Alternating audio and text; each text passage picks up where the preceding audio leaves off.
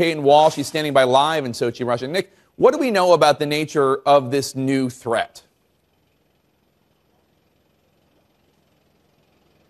Well, Jake, this email, which seems to have been the same one received by the Hungarian, Italian, German and Slovenian National Olympic Committee, seems to have been vague, seems to have been suggesting a threat that to blow perhaps part up of a contingent here. But it was quite swiftly downplayed, as you mentioned, by the International Olympic Committee, who seemed to be suggesting it was just a member of the public. There's been other traffic intercepted, which purports to perhaps have been communications between Russian officials discussing a threat. But in this part of the world, where I've worked nearly a decade now, you do see a lot of chatter like this, confused signals at times. And of course, everyone's deeply scrutinising anything they can right now to work out what threats could possibly be around. We've seen warnings about potentially 3 female potential suicide bombers in the area, one maybe near Sochi. That's often something you'll see in this part of the world quite regularly. Week by week, notices will go out where they're looking for people who launch the attacks that blight this part of the world on a regular basis. But it's just right now, with this huge international event coming here,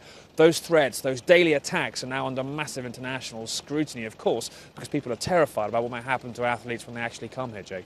And Nick, how successful can the Russian security operation be based on what you're seeing there?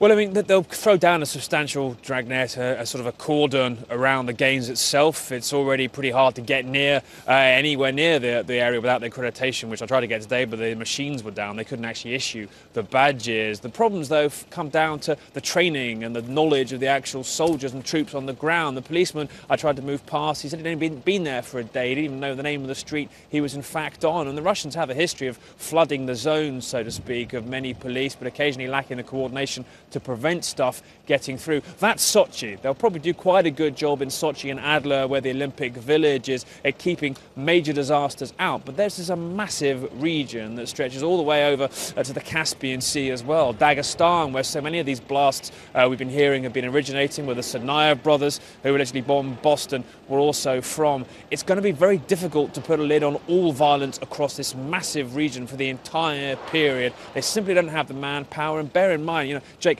there's bombs, assassinations going off nearly every day for the past 10 years. I don't exaggerate here. This is a region that's been very volatile for a long period of time. The idea that suddenly an international event and the Russian federal government focusing its resources can suddenly switch that kind of violence off, it's simply not going to happen. So there will be something happening. The question is, does it actually hit this Olympic Village or the area around it, Jake?